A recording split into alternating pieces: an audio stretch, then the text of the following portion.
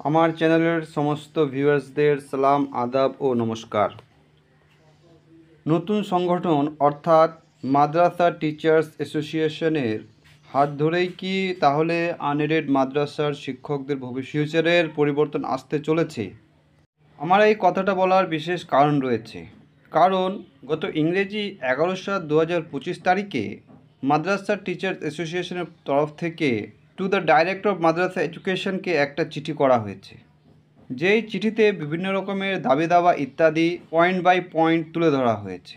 কিন্তু মজার ব্যাপার হচ্ছে এটা যে এই চিঠিতে যে জিনিসটা আমি লক্ষ্য করলাম সেটা আপনাদের সবাইকে আমি একটু দেখাই।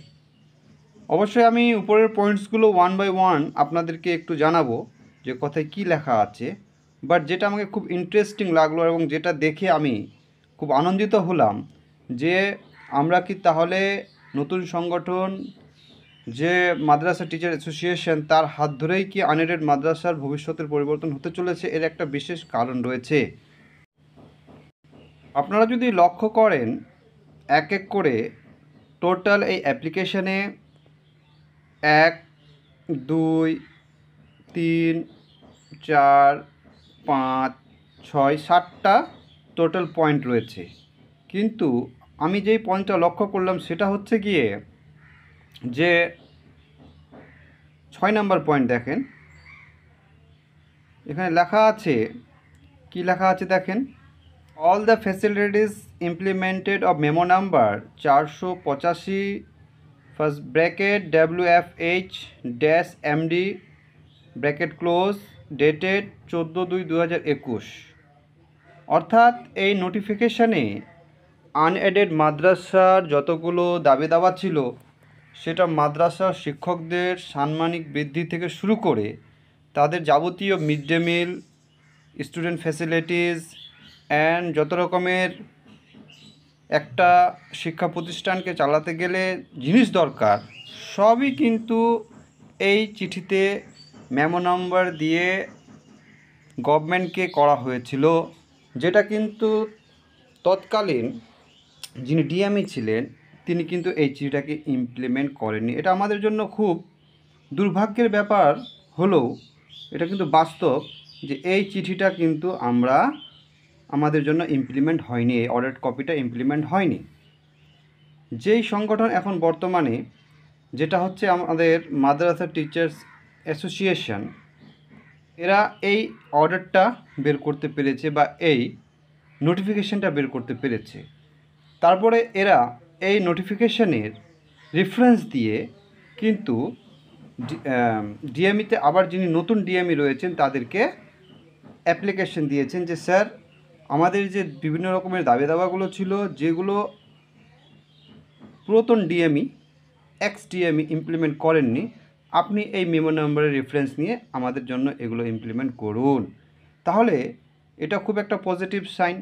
তারপরে দেখেন অ্যাপ্লিকেশানে যদি আমরা উপরে দেখি ফার্স্ট যে সাবজেক্ট রয়েছে সেটা কি রয়েছে, application for demands regarding long pending issues of 235 numbers recognise unaided madrasas. যে আমাদের যে আনএডেড মাদ্রাসা রয়েছে, আমাদের যে বিভিন্ন দাবি দাবা রয়েছে লং পেন্ডিং সিন্স 2012 থেকে শুরু করে আজ অবধি আমরা কিন্তু বিভিন্ন অফিসে বিভিন্ন সময়ে ডোমা থেকে শুরু করে ডিএমই থেকে শুরু করে বিকাশ ভবন থেকে নবান্ন থেকে শুরু করে প্রতিটা জায়গায় কিন্তু আমরা কন্টিনিউয়াসলি দিয়ে যাচ্ছি এবং এইগুলো করতে করতে 2-3টা সংগঠন চেঞ্জ হয়ে গেল, কিন্তু ফাইনালি আজ অবধি আমরা কিন্তু আমাদের সামান্য সাম্মানিকটুকু বাদ দিয়ে আর কিছুই বের করতে পারিনি।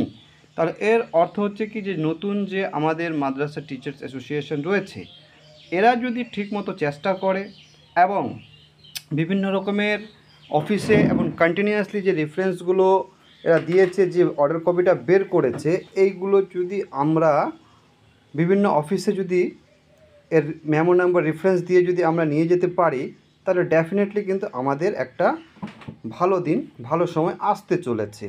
তাহলে উপরের পয়েন্টসগুলো যেহেতু আমি এই নোটিশটা এই অ্যাপ্লিকেশনটা যেটা দেওয়া হয়েছিল ডিএমইতে ডাইরেক্টর অফ মাদ্রাসা এডুকেশন বোর্ডে সেটা একটু আপনাদের পড়ে শোনাই।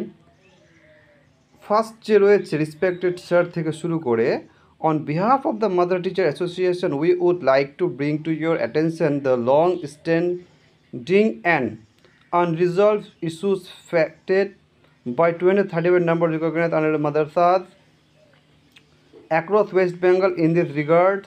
A deputation was scheduled to be complete on 30th June 2025 to humbly submit the following demands and seek urgent resolutions. এর অর্থ কী হচ্ছে যে আমরা গত 30 জুন যে ডেপুটেশনটা দিয়েছিলাম আমাদের বিভিন্ন রকমের দাবি দাবার আনএডেড মাদ্রাসার বিভিন্ন রকমের দাবি দাবার জন্য, যাতে এইগুলো খুব দ্রুত খুব যত পসিবল হয় অ্যাজ সুন অ্যাজ পসিবল হয় এগুলোকে ইমপ্লিমেন্ট করা। তারপরে যে ফার্স্ট পয়েন্টটা রয়েছে সেটা যদি আমরা দেখি যে ফার্স্ট পয়েন্টটা কী রয়েছে, যে টিচার্স, একটু জুম করে দেখাই, teachers confirmation and retirement benefits. First যে পয়েন্টটা রয়েছে যে টিচার বেনিফিটস অ্যান্ড কনফার্মেশন। আমরা যে টিচার্স, আমরা যে শিক্ষক, আমরা যে বিভিন্ন প্রতিষ্ঠানগুলোতে শিক্ষা দিচ্ছি, আমাদের কনফার্মেশনটা কোথায়? যে কোনো প্রতিষ্ঠানে যে কোনো ব্যক্তি যদি চাকরি করে তাহলে ডেফিনেটলি তার একটা কনফার্মেশন থাকে। ওই কনফার্মেশনটা কিন্তু আমাদের হাতে নেই। যেমন এমএসকে বা এসএসকেদের জন্য 60-65 অপশন রয়েছে, কিন্তু যেহেতু আমাদের হাতে নেই সেটা আমাদের ফার্স্টে লাগবে। তাহলে ফার্স্ট পয়েন্টটাই হচ্ছে কি teachers confirmation and retirement benefits.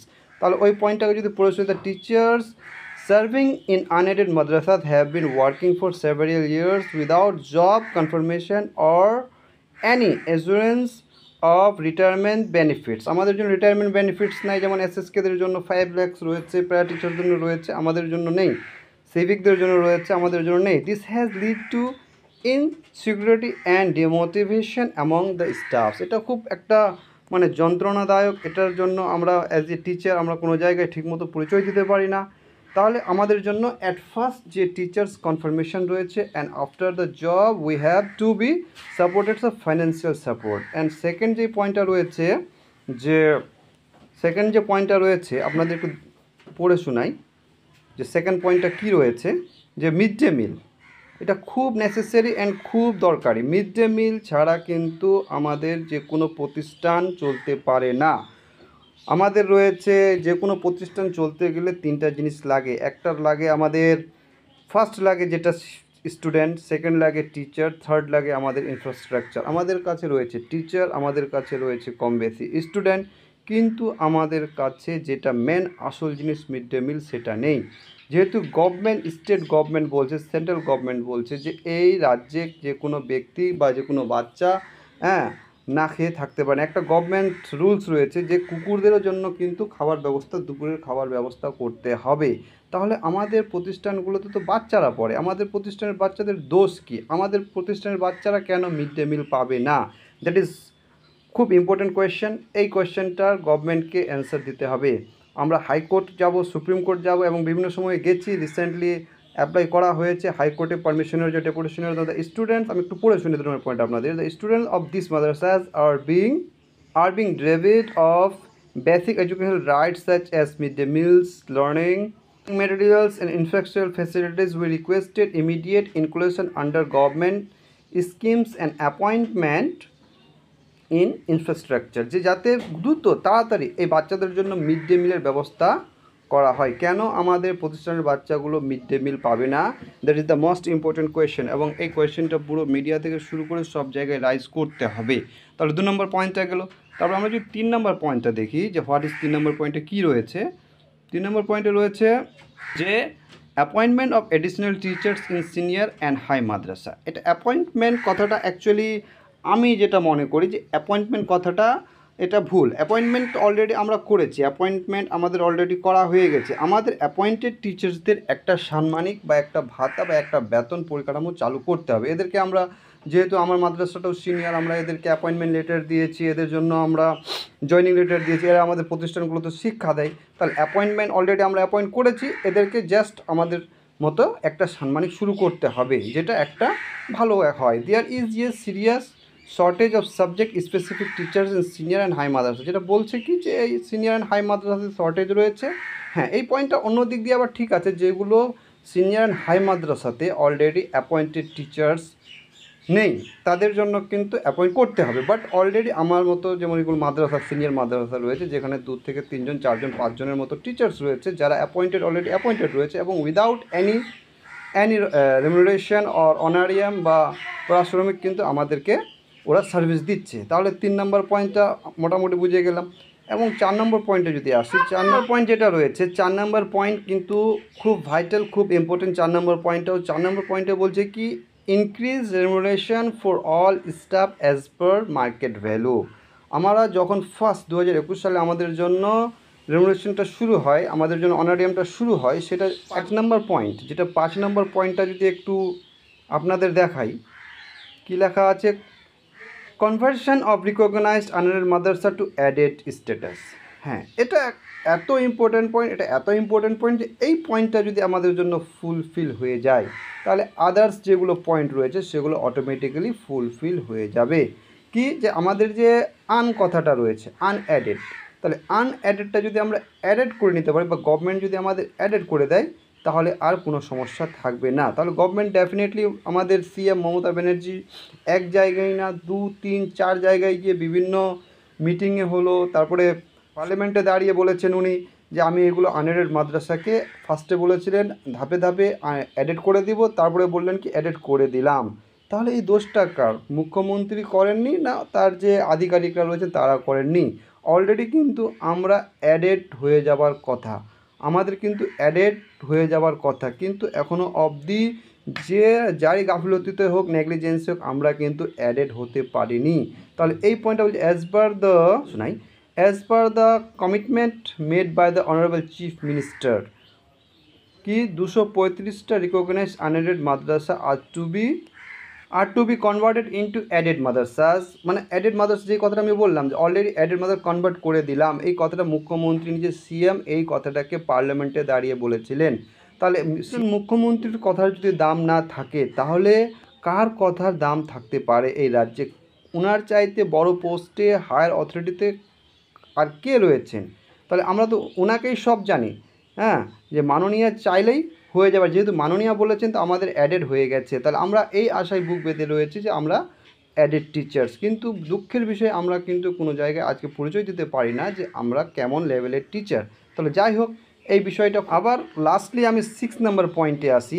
আমার মতে কিন্তু এই পয়েন্টটা ফার্স্টে দেওয়া উচিত ছিল, বিকজ যে আমাদের যে মেমো নাম্বার দেওয়া, যে চিঠিটা আমরা গভর্নমেন্টের কাছ থেকে আমরা উদ্ধার করতে পেরেছি বা অফিসে যে হাউ উদ্ধার করতে পেরেছি, এটা খুব ভাইটাল যে একটা মেমো করা চিঠি কেন আজ অবধি ইমপ্লিমেন্ট হলো না। তাহলে এই লেখা আছে, we sincerely hope we will, পড়ে শোনাই, we sincerely hope you will kindly consider this and take immediate step to resolve them. তাহলে এই যে বিভিন্ন রকমের আমাদের দাবি দাবা রয়েছে, এগুলো আপনি ইমিডিয়েট কী করবেন, দেখবেন ডিএমই, অ্যান্ড আমাদের জন্য আপনি বিভিন্ন রকমের স্টেপ নেবেন। তাহলে এই চিঠিটাতে পুরো আমি একটু সংক্ষেপে, যেহেতু খুব ভিডিওটা লেন্দি হয়ে যাচ্ছে, বড় হয়ে যাচ্ছে, তাই আর বড় করলাম না, খুব সংক্ষেপে আমি আপনাদেরকে জাস্ট পড়ে শোনালাম যে কী আছে। তারপরে আমাদের যে সংগঠনের নেতৃত্বরা রয়েছে, প্রেসিডেন্ট অ্যান্ড সেক্রেটারি, তাদের সিগনেচার রয়েছে নিচে, ভালো জিনিস। অ্যান্ড ওর সাথে আমরা আশা করব যে আমাদের যাতে দাবি দাবাগুলো খুব তাড়াতাড়ি আমরা ফুলফিল আমাদের হয়ে যায়। সবাইকে